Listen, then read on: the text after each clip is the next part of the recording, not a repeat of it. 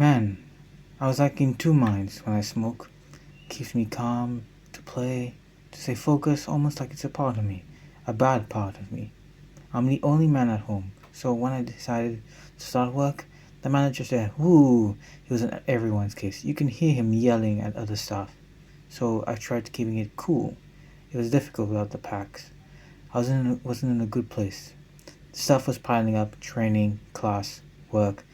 Back during summer, I had a group project and two assessments. I was trying to hype myself up because Kobe and Cristiano Ronaldo did it in front of everybody. I thought I could be like them.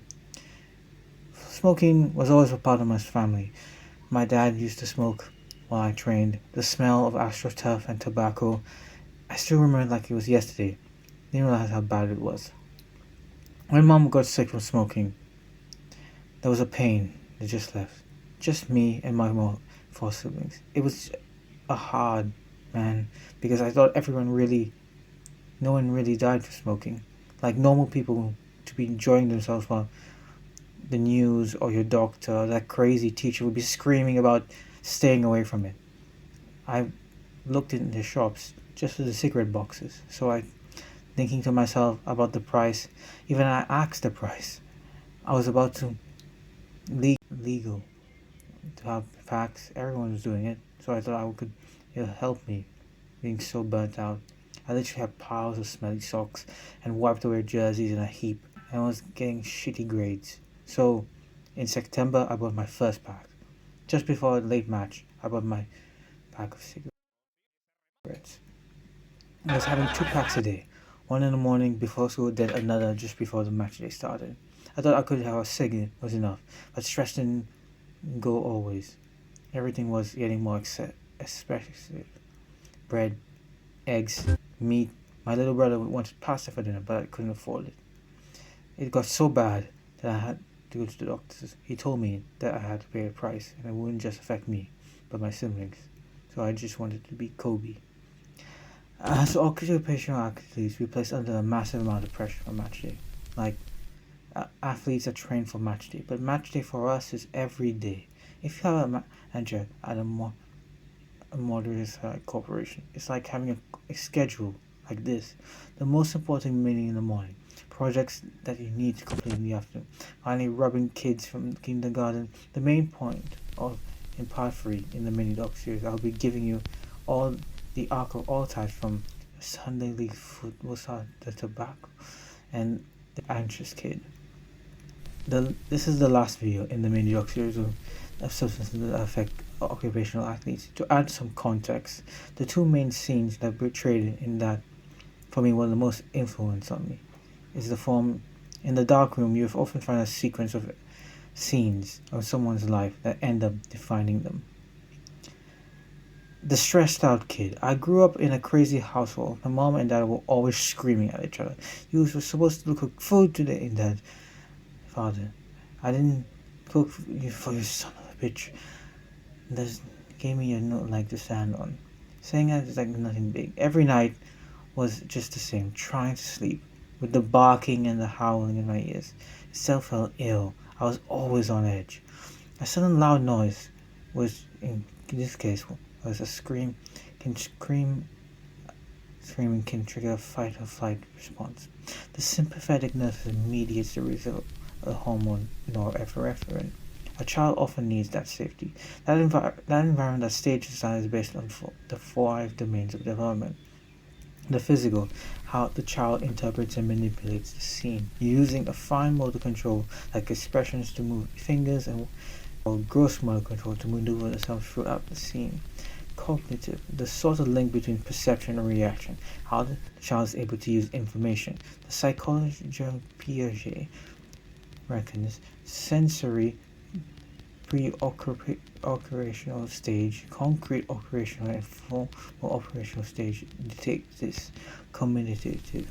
The quality of dialogue that the child is able to do, like making sounds, then words, then turning into true dialogue.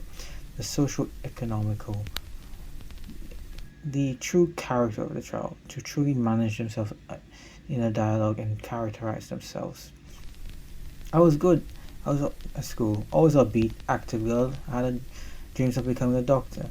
Then my mental health collapsed. I had some friends. We used to play soccer together. I stopped playing. Then I started throwing up at home after eating some dinner. When my parents realized I needed help, we went to the hospital, told me to see a specialist psychiatrist, and once we were in the office, he had a quick look at my file, told us I'll be put on pills. Oxalate sedatives and hypnotics are a class of drug substances the DSM-5 describes as brain depressants.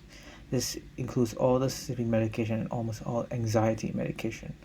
You'll be given these drugs when there's a visible decline in your functioning in life, like general sleep quality reduced, sedative and hypnotic in dosage that the intoxicants come from, like a stimulant from cocaine and amphetamines.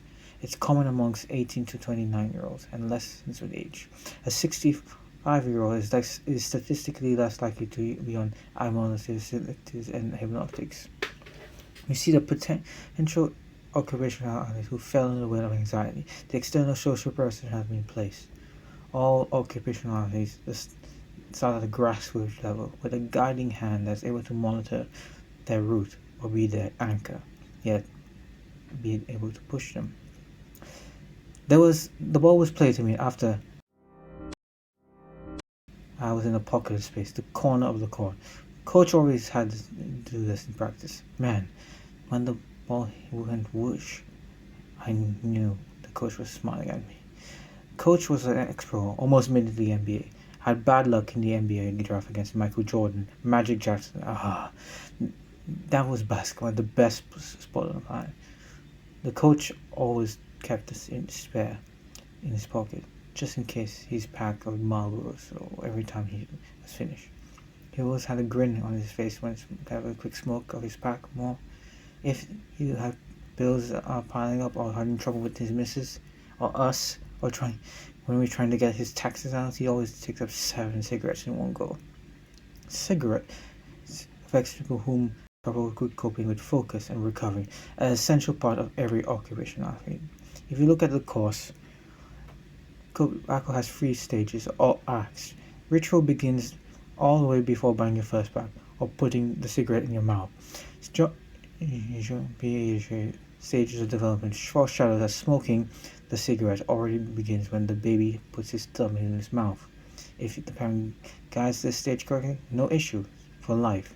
Then the second act, where nicotine becomes more a physiological effect. It enters the bloodstream, then the blood-brain barrier, and affects nicotine on the brain.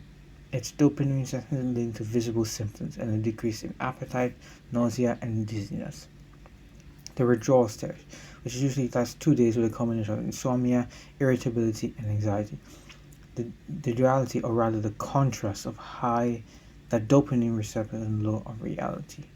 The reality is that tobacco or nicotine products are so widely used for its double dopamine boost properties, making you focus while putting on the brakes on recurring anxiety.